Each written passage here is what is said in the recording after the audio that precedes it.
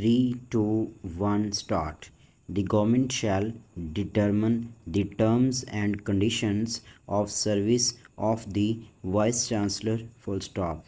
The incumbent Vice Chancellor shall not be allowed any extension in his tenure, but subject to eligibility, he may again compete for the post of the Vice Chancellor in accordance with the procedure prescribed by or under this section. Full stop. If the office of the Vice Chancellor is vacant, or the Vice Chancellor is absent or is unable to perform the functions of the Vice Chancellor owing to any cause, the Pro Vice Chancellor shall perform the functions of the Vice Chancellor.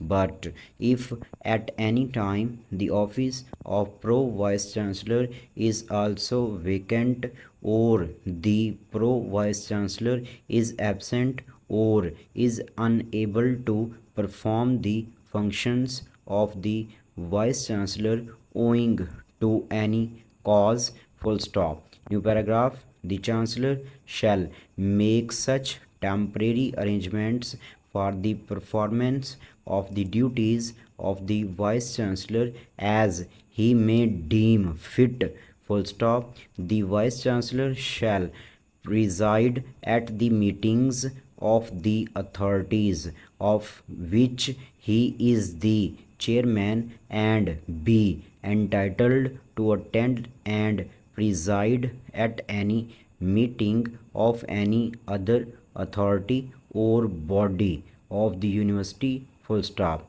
subject to such conditions as may be prescribed, the Vice Chancellor may in an emergency, take an action which is not otherwise in the competence of the Vice Chancellor, but is in the competence of any other authority, full stop.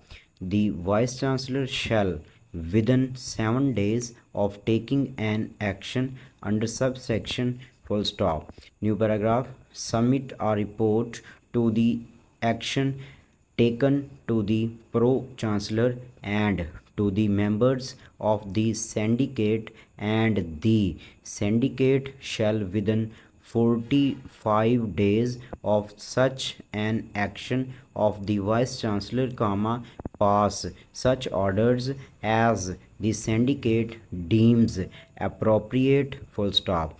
The Vice Chancellor shall be the principal executive and academic officer of the university, and shall ensure that the provisions of this act, the statutes, the regulations and the rules are faithfully observed in order to promote teaching, research, administration and the general efficiency and good order of the university, full stop. He shall have all power necessary for this purpose, including administrative control over all officers, teachers and other employees of the university, full stop. The Vice Chancellor shall also have the power to create and